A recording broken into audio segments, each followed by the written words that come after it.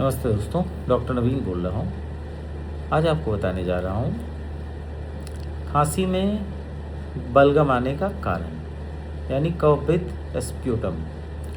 इसका कारण होता है इन्फ्लुएंज़ा, निमोनिया, कोविड-19, कॉमन कोल्ड, ट्यूबरकुलोसिस। बच्चों में क्राउप होता है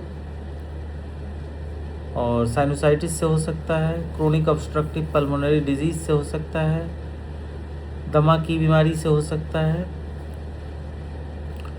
और ब्रोंकिएक्टेसिस से हो सकता है, स्मोकिंग से हो सकता है, एलर्जिक राइनाइटिस से हो सकता है,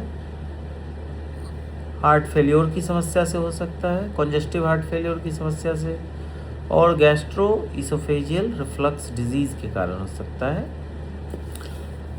इसका ट्रीटमेंट है,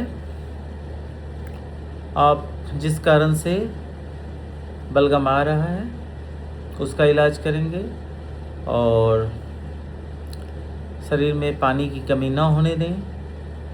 एक्सपेक्टोरेंट्स का इस्तेमाल कर सकते हैं, जैसे गुआफेनिसिन, एम्ब्रोक्सोल, टर्ब्यूटेलिन, ब्रोमहेक्सिन।